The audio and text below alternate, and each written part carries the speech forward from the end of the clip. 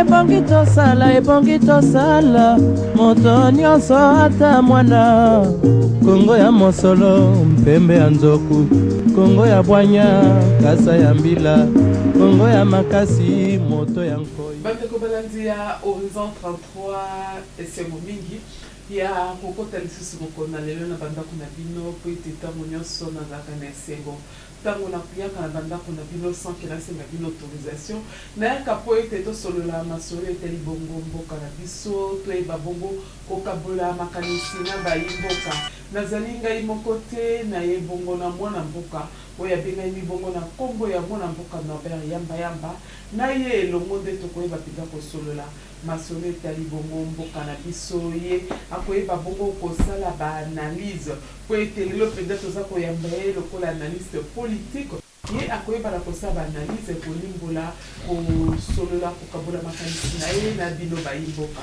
na yango na lombango mpenza nayebi bongo na kopesa ye mbote mingi mwana mboka mbote mama Miriel na sepeli niveau eutanga lelo biso pe tosepeli lokola pe tolobi mobu elamu po ete bandatu bandi mbula oyo mbala liboso tomonana nde biso lisanga ya basango ekolo totombeli yo mobu elamu. Merci na ngai pe nazongiseli yo na banza mbula oyo eza mbula moko epambami na Nzambe omoni makambo ndenge ezoleka na mboka tokanisaki te ki na janvier oyo tokofanda malamu po makanisi ezalaki mwa mingi parce que comportement ya ba politique ebande ko rassurer biso te tala Nzambe asali makambo eleki kitoko ina banza mbula oyo toza ya kopambama pe nayebi ki Nzambe aza na biso tokokende musika ya solo mwana mboka ya mbote tokota mpenza na mozindo ya masolo na biso ya lelo tolingi koyeba boni yo toyebaki ete mwana mboka Yamba azalaki mpe candidat lelo tokobenga yo candidat malheureux. Bon, candidat malheureux mais omoni ke nga nazalaki candidat na territoire ya Lomela na Sankourou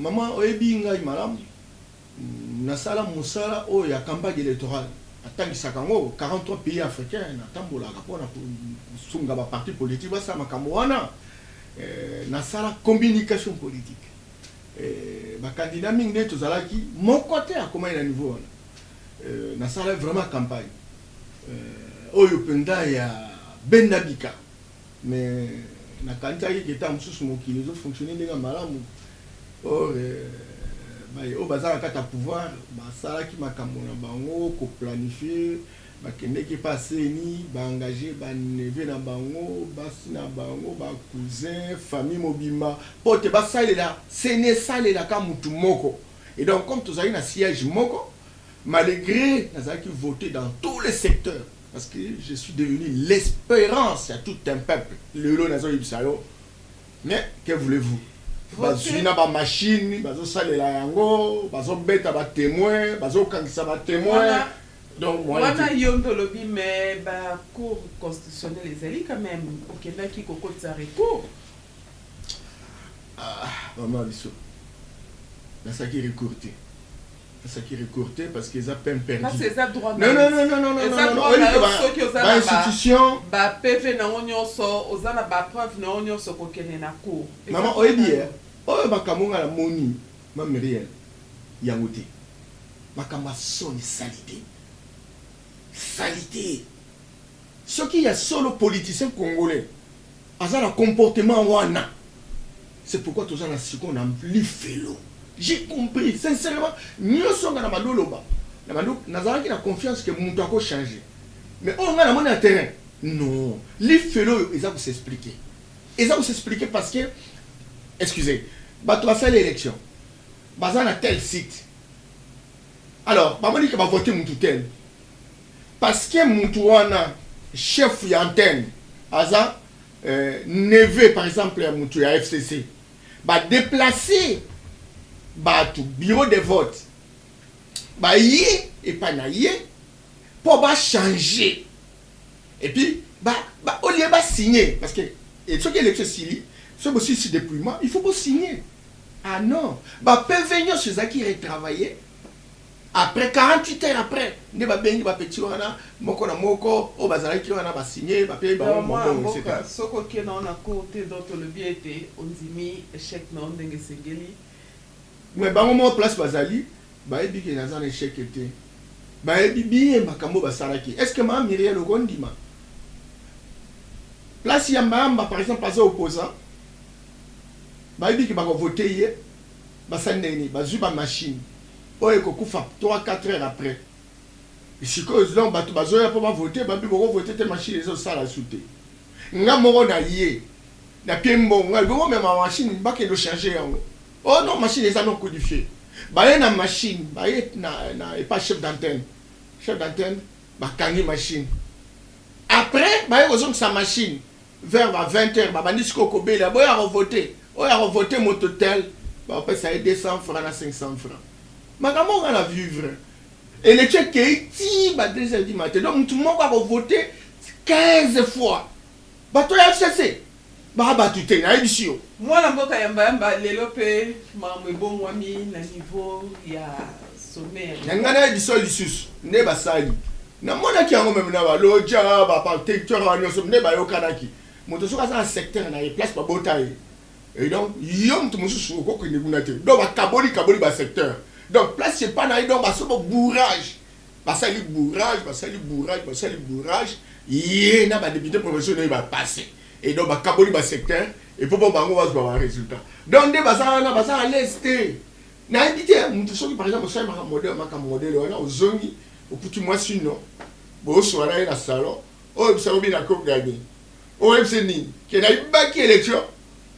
Enfin, et pas vraiment ridicule et bon, mais pour m'arrêter, le ridicule ne tue pas. Mais moi j'ai honte. Vraiment j'ai honte de mon pays. J'ai honte de l'élite politique. J'ai honte de l'opérateur politique de mon pays. Si c'est ça, c'est malheureux. Peut-être moi je fais de la rêverie romantique. Hein. Mais je suis en train de me dire, en tout cas il y a des choses qu'on peut préserver. Qu'on peut sauvegarder quand même certaines apparences. Oh c'est les gars qui les a pas signé. Il y a seulement la mboka oyo eleka keza pasi mais lelo mbongwana ekoti na niveau ya likolo to yambaki yo na soki na bosani te kaka na émission na biso ya basango ekolo tango papa Etienne Tshisekedi akufaki to sololaki na yo modèle obandai koloba na mawa pe na pasi otangisaki mema ya misu lelo na toloba ete mwana mboka yamba aza na esengo komona mwana Etienne Tshisekedi kokamba lelo mboka na biso Congo. Nazane sengo parce que ezaka pour la moi Etienne Tshisekedi parce que biso kolelo place yo tango il devait se bandi en 1982 ngana koti na 1983 et donc boma na ranga nyos moi na nga liboso comme on Tshisekedi vous comprenez et donc le lo to bundi on a fait foi 36 ans d'Iran à tel en ce côté le comportement politique moyen qu'on limite que tant sous rêve la mission qu'on s'est réalisé tala le en 2019 Nzamba Songi président Félix Antoine Tshisekedi a passé bon on a besoin d'un sénateur pour ani papa bundi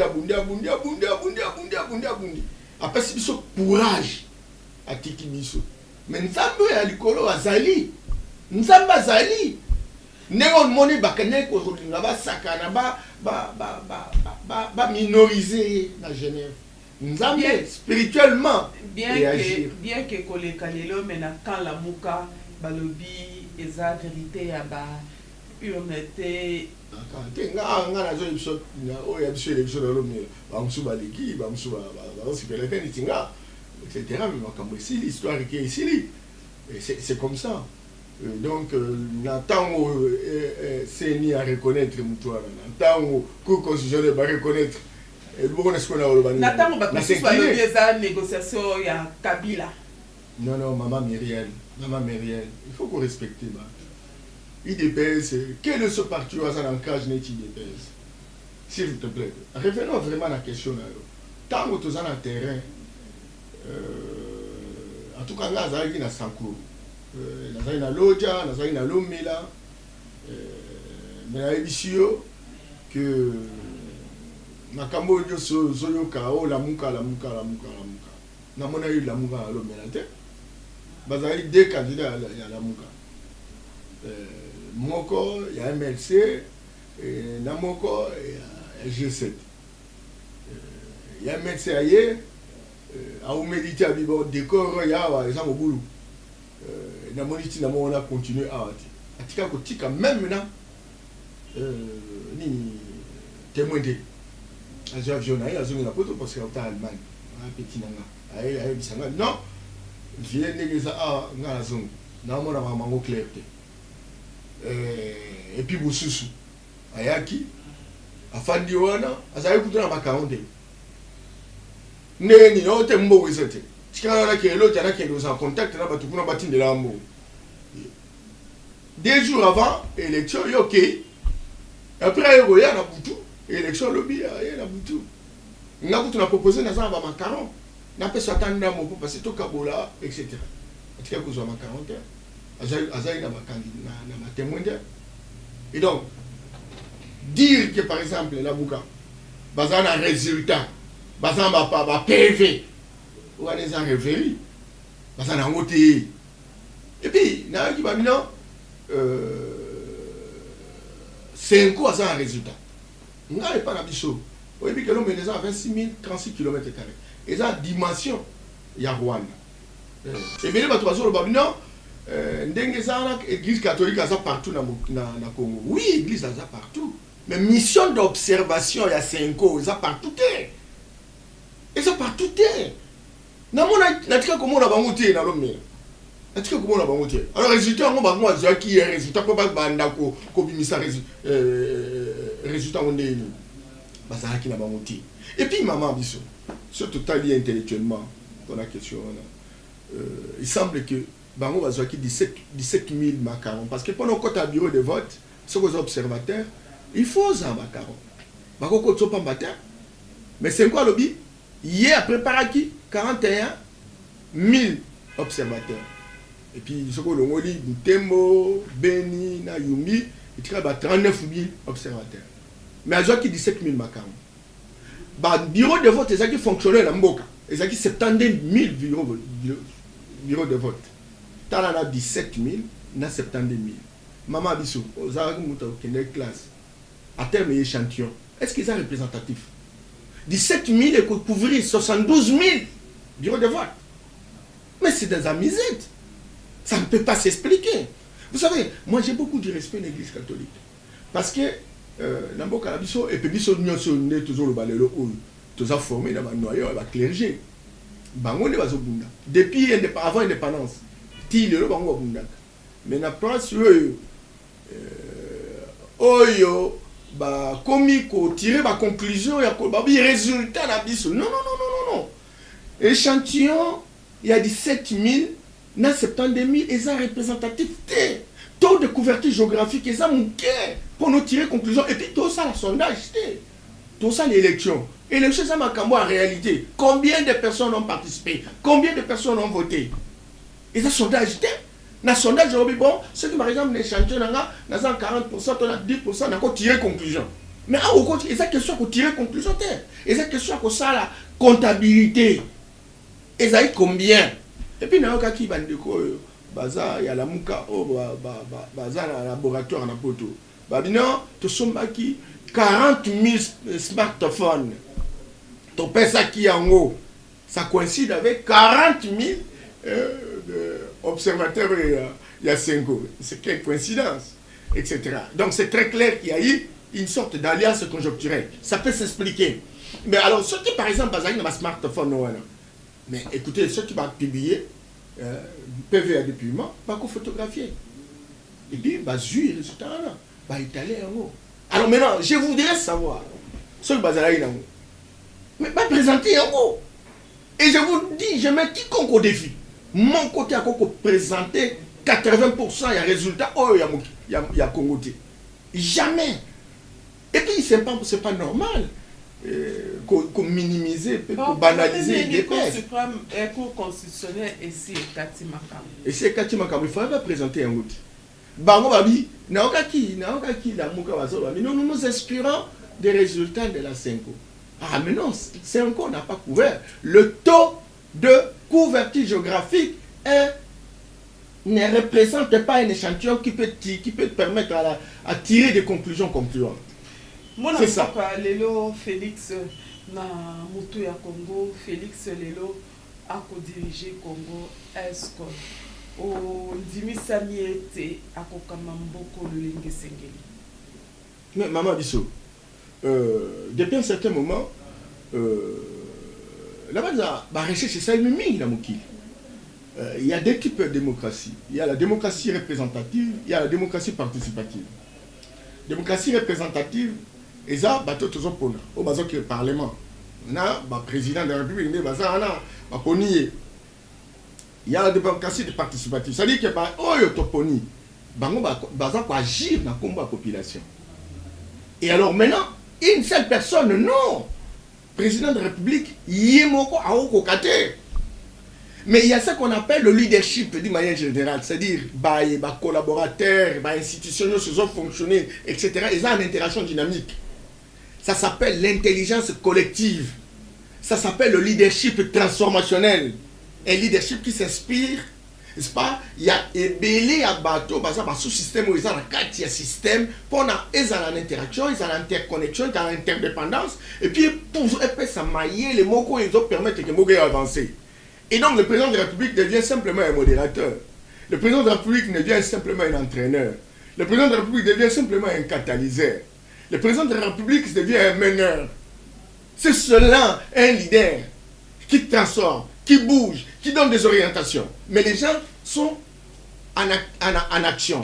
Donc, le président Tshisekedi ne peut pas prétendre à Zala le meilleur de meilleur, mais au moins, il a le sens de l'écoute.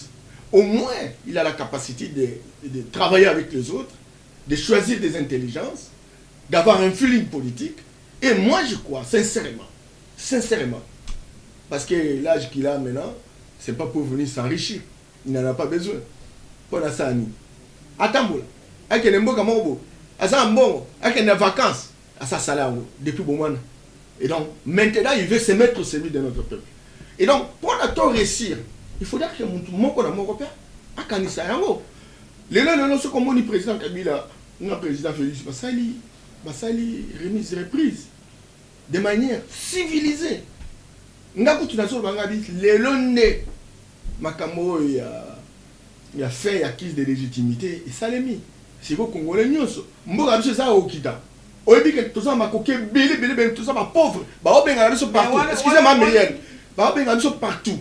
Mais ils sont les journalistes, les docteurs, les bénisiers, les maçons, politiciens, enseignants, professeurs, fonctionnaires, maraîchers, paysans, ils sont sur le lot. Moko avec absence, la responsabilité. C'est pas le président de la République n'a pas la baguette magique. Ce qui par exemple aux la Katamboka, aux Agana Bilango, ou bien au lieu qu'il y ait des bilango, aux hommes à l'autoku, aux oyemba yemba, au qu'il y ait des bilanga tepo, au sa bilanga, au kotabanon bano classe. Il oppose à responsable. Mais on a toko ça peut m'attendre de na président Kabila quand même tout le baïté. Dans le Salama na Congo te remise et reprise ya modèle tomoni dans le Salama na Congo te passation de pouvoir ya kimia oyo tomoni toko pesa matonde mingi na mwana mboka Kabila bien que bino baye opposition bo benga ka ezabolo na maseke lelo tomoni ete mwana mboka Kabila zali moi gelou.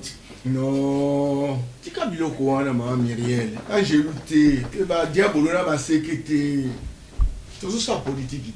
Peut-être na yo opposition pesa bima benyo ce qui t'a ko bena mutu a Kabila. Parce que ça la pe makamu sur les gens qui a malamu te. Tant que ça sali makamba malamu, moi te féliciter. Mais tant que bando ça là, respecter constitution, ils ont respecté constitution. Alors ba ka ko respecter ti asuki na. Asuka qui bon ce qu'on a 2016 une élection il fallait salir. Et tout ça makamba 2019. Non, et ça question à Bokonzi, de quoi il est comme qui paradis. Non, après c'est mon salaire. Peuple congolais ça kokufa. Ça la passe. Moi ça l'autre mais ça kazo luka muntu ako longola et place na libulu. Mais le longola mboka ya mbaya monzimi ete. Onzimi non, président n'a dit OK.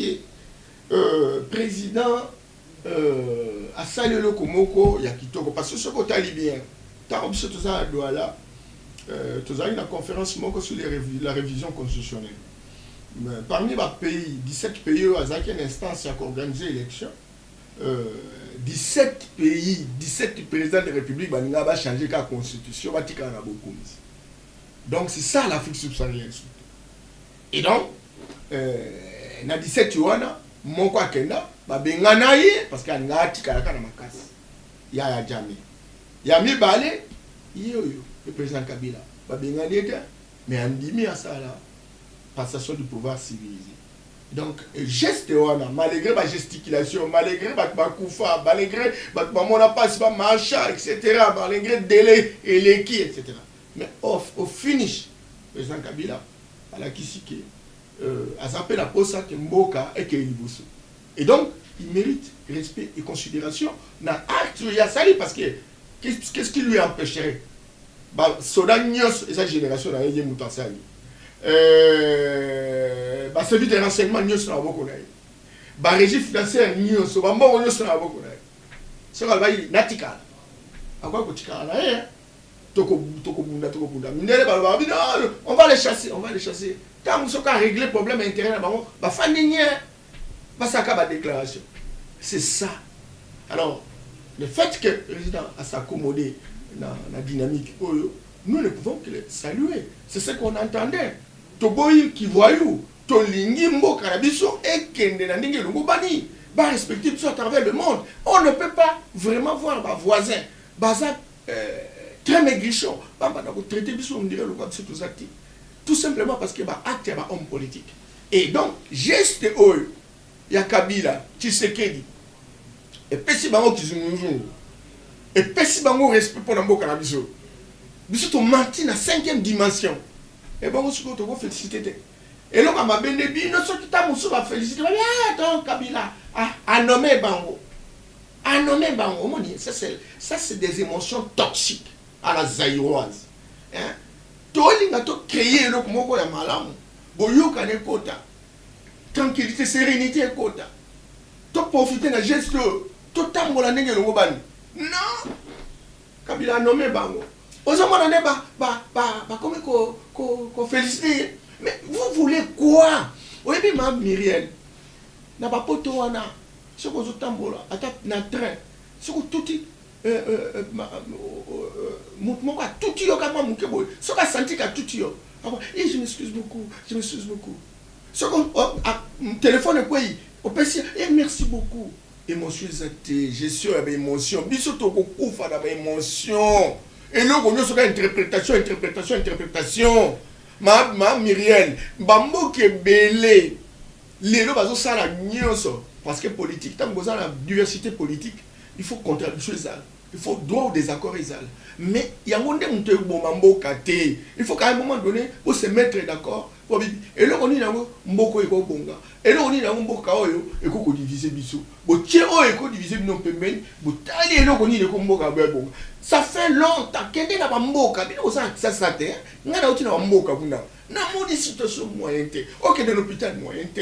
Baza pato babi ba courant ndenge zalate. Pato babi ba mba ndenge zalate. Pato banzela izate. Moyen côté na ba na classe izate. Donc passe na passe. Ba enseignant bazotambola makolo ngulu l'école mais jamais mon école oyo batongi ngo na manzanza etc. Donc ma Myriel makambo ezebele ezosenga ke moko na moko amela maya pio pote tobongisa mboka et les sous FCC babiza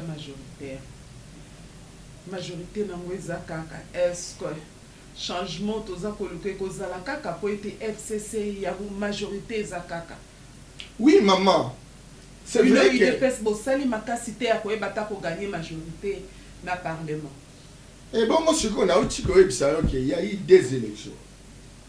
Élections, il y a président de la République, moi, dans mon cas, il y a un changement de quota. Dans l'élection, il y a députation nationale, provinciale. C'est vrai que côté en tout cas, il y a une alliance stratégique, en tout cas, dans la CNI. Baibine Basalaki, Basbayo Kanaki, Yangomana, allons aux élections, nous allons tout gagner, nous allons tout gagner. Ils faisaient des déclarations comme ça. Or, ils avaient véritablement programmé les choses en fait. Mais il y a une hésitation côté la présidence de la République parce que la population, il y a un résultat qui est le contraire. Et vous savez, coup de chapeau, au moins nous avons gagné, ne serait-ce que cette victoire où on a changé, ne serait-ce que le président. Mais qu'est-ce que vous voulez? Au cause de la FCC, mais ceux qui sont tous en conscience que le haut, tout ça, défi Moko, redorer le blason, qu'on retravailler l'image à Congo. Je pense que sens de l'honneur, sens du bien commun, et qu'on se comporter autrement. Et puis, le président de la République, c'est un président de la République. Débaucher un président de la République. Au débaucher un premier ministre, mais sous surveillance un président de la République. Mais le président de la République, quand le président Kabila n'a pas d'attribution d'ailleurs, quand il fait ça, n'a l'attribution d'ailleurs. Et donc, ce meneur, c'est le garant de la nation. Le secteur Nyon, au cause de la ministre FCC, mais le secteur Nyon, lui, il a été élu au suffrage universel. Mais il est le manager général. Il est le modérateur général, il est le coordonnateur. Et puis de deux, il faut toyer Nanango Baza FCC, Nanango Baza Lamuka, Nanango Baza Likash. Et puis, total à comment nous pouvons restructurer, réaménager, n'est-ce pas, aux majorités parlementaires. Et ça, c'est l'informateur qui va nous dire que très concrètement, tu as là un regroupement. Parce qu'en réalité, ce que tu as là, c'est ça qui une plateforme. Ce n'est pas un regroupement politique. Et donc, il y a une autonomie là-bas pour le regroupement politique. Alors, les gens peuvent se dire, bon, maintenant, que les choses sont telles qu'elles sont, pourquoi ne pas s'allier, par exemple, la majorité telle. Nous, on n'est pas encore là, c'est l'informateur qui va nous donner véritablement conclusion. Mais, au-delà de ça, j'avais suivi le président Kabila lors de son discours, il disait, dans une situation où on est en train véritablement de rebondir, pourquoi on n'irait pas dans la logique d'une coalition? Et si c'était le cas, c'est que le manager reste c'est le président de la République, et si c'est une coalition, il y aura une répartition des rôles. Et ça, c'est mon souhait, parce que moi, j'ai toujours dit que le mal est profond. Il faut une union sacrée, qui regroupe les différentes composantes. Ils en ont la Mouka, ils ont la KH, ils ont la FCC. Il faut à un moment donné qu'on se dise, nous devons nous battre tous ensemble pour construire une intelligence collective. Vous espérez que la Mouka, Lelo, Tolobi, Bako travailler ensemble, la président Félix. Ils ont des choix. Le président Félix qui est Bazala, parce que ce sont des amis avec qui nous nous sommes battus, on est restés ensemble, on a passé des moments ensemble, etc. Peut-être beaucoup dit que Sali qui les autres amants le bon sens, l'ami porte conseil et finalement on verra qu'ils reviennent à la raison pour que tous ensemble. Ça c'est la première chose. Deuxième chose, ils ont une autre possibilité, c'est-à-dire faire l'opposition constructive au travers constitution d'ambition dans le texte réglementaire. On peut faire l'opposition. Il y a une structuration qui a été prévue par les lois et textes réglementaires, etc., qui leur donne la possibilité de pouvoir faire le monitoring de l'action publique. Et donc, qu'on soit ensemble ou qu'on ne soit pas ensemble, il y a interaction dynamique, il y a interconnexion, il y a interdépendance, et il y a interrelation entre les acteurs. Et donc, cela influe sur la somme d'intelligence et la performance véritablement des institutions. Et donc, nous croyons, ce que nous voulons sincèrement, qu'on soit apaisé, que Makambo, il y a un tribalo-régionalisme ici, là. Oui, parce que Makambo, il y a tribalisme. C'est ça, c'est ça. Vous savez que je commence à avoir peur. On m'a dit que Senghor, par exemple, a une position. Espace est tel, par exemple, espace Kassai, on va en position, tu vois, même l'église, commis. Qui vous reste, position, etc. Ils ont mal monté, ça ne donne pas bon signe. Au lieu de construire, on est dans la désarticulation, dans la désintégration. Et moi, je ne peux pas accepter cela. Je suis très heureux et je félicite finalement Senghor qui a pris acte de l'élection président. Je crois que les choses doivent évoluer et que va jouer un rôle, il y a Sango, il y a prêtre pendant qu'on peut sa conseil de telle sorte que maintenant on crée une sorte d'union sacrée où on permet que le pays rebondisse. Parce que le pays est nulle part. Le pays est nulle part. Ne voyez pas, c'est pas qui ça va peut c'est que ça facilité tata mokonzi lelo ndenge bana mboka bazali kozela lelo lobi banzela ya ekumba Kinshasa bongama lelo lobi dollar ekita lelo lobi biloko ekita oyo nyonso social bayimboka bazali kozela est-ce qu'on dimisami ete eza lelo lobi nde kosalema. Il faut poser les actes. Programme nyonso eza à court, moyen et long terme. Programme et à président Félix, ils ont pour 10 ans. Il y a des choses qui peuvent se faire en court terme. Donc, pour 10 ans, alliance entre FCC, Cash, alliance de 10 ans. Non, on n'entre pas dans les émotions toxiques. Il faut désintoxiquer ce genre de propos qui frisent une sorte de pourriture intrinsèque. Je considère ça comme des ragots de bas étage. Il ne faut pas aller dans cette logique-là. Ce n'est pas une logique qui va construire le pays. Mais au moins, il y a un programme de 10 ans. Qui a été conçu, pondu, n'est-ce pas, dans les circonstances que vous connaissez, avant que Cash n'intervienne, avant que FCC Cash n'intervienne. Donc, c'est une vision qui a été lancée sur la place publique, etc.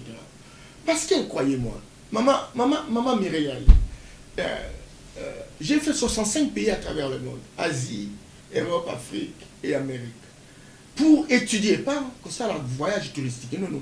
Étudier comment ces gens se sont organisés pour se développer. Et j'ai côtoyé les dragons asiatiques, j'ai côtoyé les drigues asiatiques. J'ai tenu compte des États-Unis ou de l'Amérique, ou certains pays miracles économiques en Afrique, comme Botswana, comme le Rwanda, comme île Maurice, comme Cap-Vert, etc. Tous ces pays-là, Maman Bissot, basa la vision. Mais basa Boyokani. Basa Boyokani. Donc, moi, je pense que le Oyo, tous a besoin, non pas tout bunda. Le diable arrive dans les détails. Président de la République, a une baguette magique. Président de la République, il est président de la République. Mais la République se gère à 3 niveaux. Il y a le niveau national central, le niveau provincial et le niveau local. Ça s'appelle la décentralisation. Article 3 de la Constitution et toutes ces lois réglementaires et tous ces textes réglementaires. Cependant, il y a des compétences, répartition, il y a pas compétences. Il y a des compétences exclusives et concurrentes au niveau central. Il y a des compétences exclusives et concurrentes au niveau provincial. Et il y a des compétences au niveau local. Et donc, l'Assemblée nationale, donc le Parlement, Sénat, Assemblée nationale, nous avons un gouvernement qui sera ici véritablement de cette Assemblée. Nous avons un président de la République. À ce niveau-là, il y a des compétences qui sont reconnues. Ces compétences-là, ce n'est pas seulement le président de la République, le gouvernement de la République. Quand je vous parle par exemple de l'agriculture, il faut organiser les paysans, il faut octroyer des crédits, il faut donner des moyens dans le budget, il faut organiser les fonciers. Il faut que la vulgarisation, la formation, les centres de recherche agricole, etc., la mécanisation agricole, tout ça, c'est le ministre de l'Agriculture. C'est le ministre de l'Agriculture. Le président ne sera là justement pour évaluer les avancées, etc., et donner des orientations. Lorsque nous sommes au niveau de l'environnement, toutes ces problématiques de transition énergétique, etc., les dérèglements climatiques, l'occupation, par exemple, la protection de la forêt, la conversion des titres forestiers en concession forestière, la vente, par exemple, de bois, de mètres cubes de bois, etc. Tout ça, c'est le ministre de l'Environnement. Et donc, il y a une répartition des rôles au niveau national. Quand vous arrivez au niveau provincial, il y a les gouverneurs, il y a l'Assemblée provinciale, il y a des ministres. Vous trouverez, par exemple, des secteurs décentralisés comme l'éducation, les PSP, par exemple. Alors, maintenant, ceux qui, par exemple, décision le Kouzouam, quand ils vont construire une école, vont engager des enseignants, vont former des enseignants, vont déterminer Minerval. Ça, c'est le gouverneur et son gouvernement, au travers du ministère de l'EPSP, provincial. Moutatis, à niveau de l'agriculture, il y a développement rural. Vous voyez? Et donc, il y a des secteurs décentralisés. Il y a des secteurs tout comme au Kokoma, par exemple, au niveau local, ville, commune, secteur, chefferie. Dans chaque niveau, on prend des initiatives, on fait de l'impulsion, on change, etc. le grand malheur, c'est que si nous avons compris que on veut nommer tout le monde, que ce soit au niveau national, au niveau provincial et au niveau local. C'est comme ça que vous voyez, moi je travaille dans mon pays, je circule pratiquement dans les 26 provinces, 25 provinces plus la ville de Kinshasa. Vous allez trouver par exemple le chef de secteur, mais qui ne connaît rien. Il ne sait pas ce que c'est un programme. Je suis beaucoup maman. Il ne sait pas ce que c'est un programme, il ne sait pas comment on travaille un budget. Asa a fait moi quasiment boué. Aïe baraté kaza ma responsabilité, asa ma compétence n'a rien. Alors, au combien de provinces, il y a des provinces, on ne fait rien. En dehors, il y a couche charpentier, peut-être il y a couche et on ne fait rien, on attend le gouvernement central au travers les recettes à caractère national. Les loyaux, et c'est quel conseil, comme on a été, Tata Mokonzi Félix, a TPAI, directeur de cabinet, a sali PAI cabinet nae. Lelo esengeli kosala nini po ete mbongwama ya solo ekotakati na mboka na biso. Maman Myriel eza mosala moko makasi. Et loko a liboso nga nazo senga na papa Mokonzi. Le président Félix Antoine Tshisekedi Tshilombo. Oh nzambe asali ke a prouvé que y a solo azali. Po balingaki basakana na komba Tshisekedi à Genève.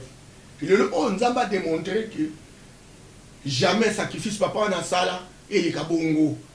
Yo ano komikuna. Et le kaliboso et tumba o le sokotali budget programme na yo. Ezaki programme moko intitulé Vaincre la pauvreté. Ça c'est l'intitulé à programme il a Félix Tshisekedi. Vaincre la pauvreté. Kosili sa pauvreté na mboka na biso.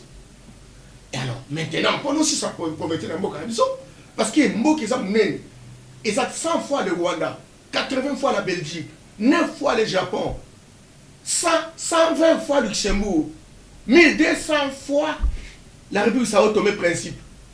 Monsieur le Président, il faut ça la personnel. Pour yo qui est dans le village, il y a des moto ya kozala par exemple, député par exemple, dans l'Omela, député par exemple, la Tchela, député par exemple, na bafwa sende oya kozala comme administrateur du territoire oya kozala maire de la ville oya kozala chef de secteur chef de chefferie et ça bato moko oyo bako se sentir plus responsable o bato moko bako zela ki ça te mais bako sala makambo conformément à la loi de la République et bato wana et ça te konomé ba wana ndenge moko ak sentiment il faut ça bato yo ba soldat de guerre yo za le général d'armée. Vous avez besoin des soldats d'élite, des soldats du peuple, des tireurs d'élite pour gagner guerre. Guerre, c'est vaincre la pauvreté. Et donc, recrutement, et dans le cabinet, il y a conseiller principal dans tel ou tel secteur. Parce que, imaginez-vous un conseiller principal, il faut la maîtrise, il y a Mboka Mobimba. Ce que ça, par exemple, conseiller principal, par exemple, l'environnement. Conseiller principal, il y a politique. Conseiller principal, par exemple, il y a diplomatie, etc. Mais il faut la maîtrise de la situation. Et donc, bateau union sur correctité, correctité, on a sentiment d'elle. C'est vrai que tout le monde a eu des sobances. C'est vrai que moi, vous allez tomber dans mon salon, tout salaki. Mais si on a besoin de vrais soldats du peuple, on va à ma canis, on va à ma casse, pour te aider au salon, recrutement. Il y a personnel politique, surtout les techniciens. Ça c'est première chose. Deuxième chose, il faut avoir la sécurité. Parce que moi, quand je suis sécurité, moi, quand je suis investisseur, pour résoudre la situation, pour convaincre que la pauvreté, pour produire la richesse. Tout ça, il y a des minéraux stratégiques, plus de 14 minéraux stratégiques. Donc, il y a des panels, des chercheurs, des géologues. Ça les prospection à Katanga. Moni na site Katanga simplement 48 minéraux. 12 n'existent nulle part au monde. Mais tout ça a besoin que Babylone les a transformés.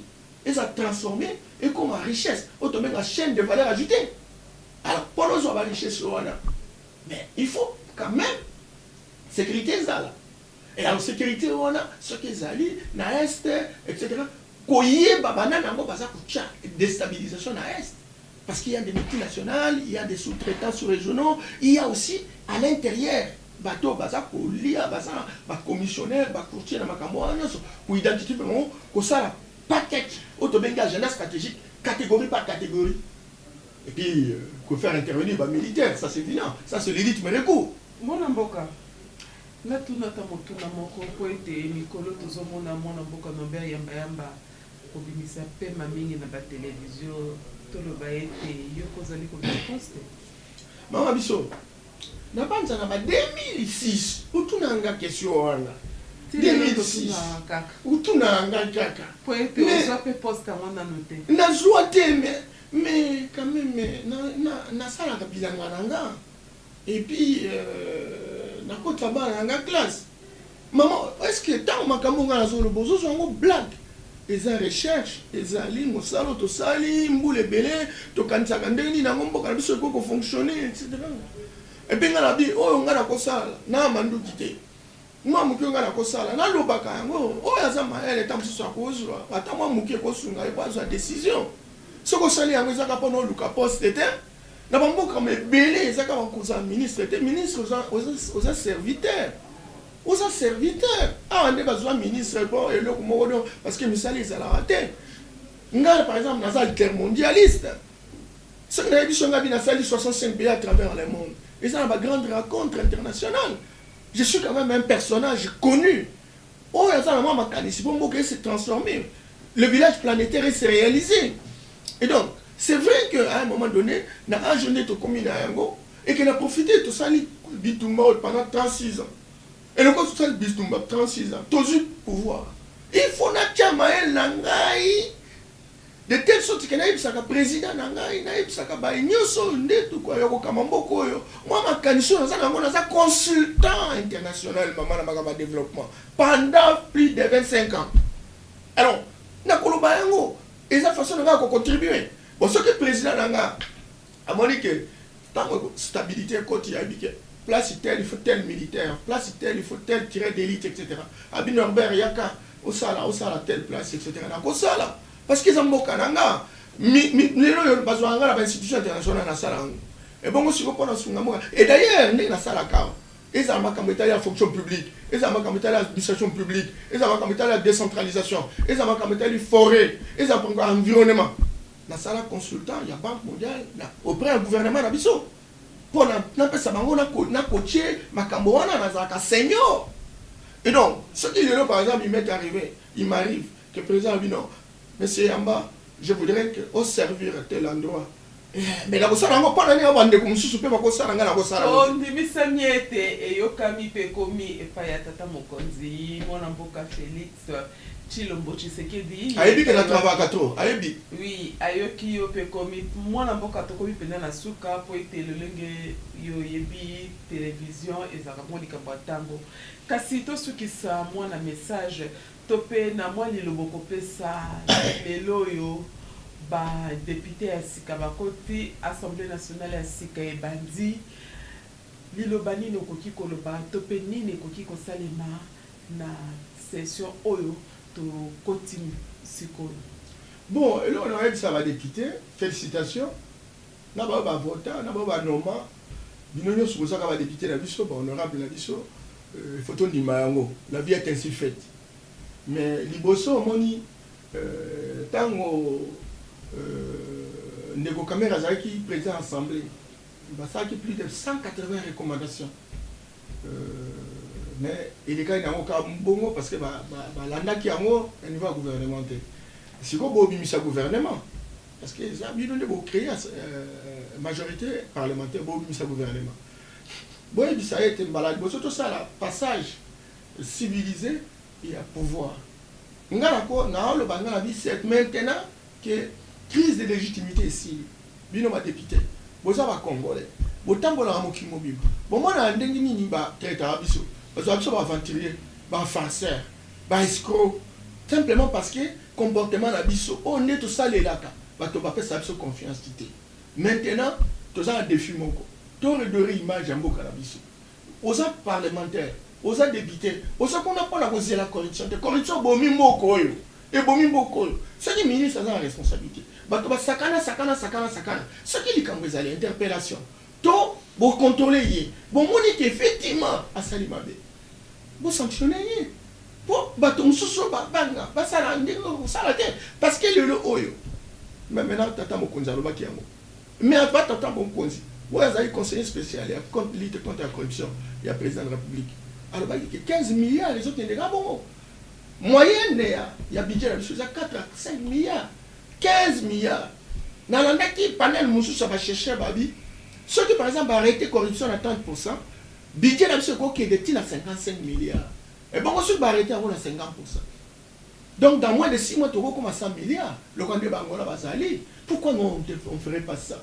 Mais bien il faut voir qui ça parce que c'est quoi pour arrêter la corruption et ça quand il faut un système de surveillance mutuelle et ça là bino ba député nationaux, ba député provinciaux, ba député autobing, ba conseiller urbain, conseiller tant que élection que ça mais encore que mon accélère véritablement ces élections locales etc. Il n'y a pas que ça la société civile. Alors la société civile d'incantation, des déclarations incantatoires, coup de gueule mégaphonés, déclarations martiales, coup de menton, inutiles, simplement pour faire comme les politiques. Bah, mécanique ça la monitoring de l'action publique, oui, qu'on permettre véritablement que va dissuader le comportement des politiciens. Il en est de même cours des comptes. Mon salaire est papa mon conduit, il faut pas faire ça va cours de compte mbongo. Pas faire inspection générale de finances mbongo. Papa na kotambo la ndenge za kil boso ba keti na ba territoire ko ça la contrôle mbongo ya l'état et za l'état. Défi munen. Oh papa mon conduit ko bancariser mbongo nyonso ato lingo futata 1 franc et kota na banque. Pe ko ça la tout koyoka. Nous avons 18 banques commerciales na mboka biso. Pourquoi on ne travaillerait pas avec ces banques pour voir de quelle manière bango bako kende ti na ba territoire.